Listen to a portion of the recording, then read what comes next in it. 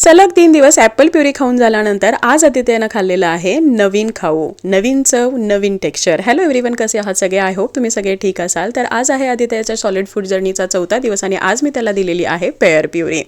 तर इथे मी छान असं एक पिकलेलं पेअर घेतलेलं आहे, स्वच्छ असं धुवून घेतलेलं आहे. खरं तर मला त्याला बनाना प्युरी द्यायची होती, त्यासाठी मी कच्चे बनाना आणले होते, पण ते अजून काही पिकले नाहीत, त्यामुळे मी इथे पेअर प्युरी दिलेली आहे. छान अशी पेअरची वरची सालं काढून घ्यायची आहे, त्यातल्या बिया जे काही जाड स्किन आहे ही तुम्हाला काढून घ्यायची आहे आणि त्यानंतर छोटे छोटे तुकडे करून ज्या पद्धतीने आपण ॲपल प्युरी केली तर त्याच पद्धतीने तुम्हाला थोडंसं पाणी घालून एकतर शिजवून किंवा उकडवून ही जी प्युरी आहे ही बनवायची आहे. खूप पटकन हे पेअर प्युरी बनते आणि पेअर हे लहान बाळांसाठी खूप जास्त फायद्याचं आहे, स्पेशली बाळाच्या डायजेशनसाठी. आणि हे इझिली डायजेस्ट होतं, शिवाय बाळ हा कॉन्स्टिपेटेड होत नाही. अद्वैतला मी सगळ्यात पहिल्यांदा पेअर प्युरीज दिली होती, पण आधी त्याला मात्र ॲपल प्युरीनी स्टार्ट केली. आता पेअर जे आहे यामध्ये भरपूर असं व्हिटॅमिन सी आहे, बाळाचं डायजेशन इम्प्रूव्ह करण्यासाठी, भूक वाढवण्यासाठी, वजन वाढवण्यासाठी आणि सगळ्यात महत्त्वाचं म्हणजे इम्युनिटी बूस्ट करण्यासाठी पेअर हे खूप जास्त फायद्याचं आहे. शिवाय हे खूप पटकन शिजतं आणि पटकन बनतं सुद्धा. ॲपलपेक्षाही जास्त गोडसर अशी याची चव असते, त्यामुळे लहान मुलांना हे आवडतं. हे हलकंसं थंड झालं की मी हे ब्लेंडरमध्ये छान असं ब्लेंड करून घेतलेलं आहे. झोपेतून उठल्या उठल्या आदित्यला मला ही पेअर प्युरी द्यायची होती, त्यासाठी मी बनवतच होते, तेवढ्यातच आदित्य उठला आणि या सगळ्या गोष्टी तोही बघायला लागलेला आहे. तोही पाहतो आहे की कशी ही प्युरी बनते आहे आणि त्याचा ते क्युरियोसिटी तुम्ही इथे पाहू शकता. प्रत्येक गोष्ट तो छान पद्धतीने ऑब्झर्व करतो आहे.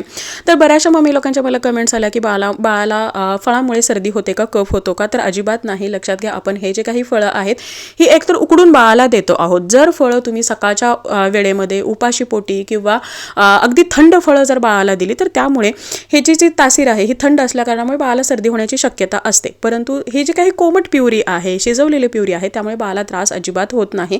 आमच्याकडे तर इथं बाहेरचं जे टेम्परेचर आहे हे अगदी 0 डिग्री झालेलं आहे, बाहेर स्नो आहे आणि तरीसुद्धा मी आदित्यला या फळांच्या प्युरीज देते आहेत आणि तुम्ही पाहत आहात की त्याला अजिबात सर्दी वगैरे झालेली नाही, कफ वगैरे नाही आणि इथून पुढेही मी तुमच्यासोबत ते शेअर करणार आहे.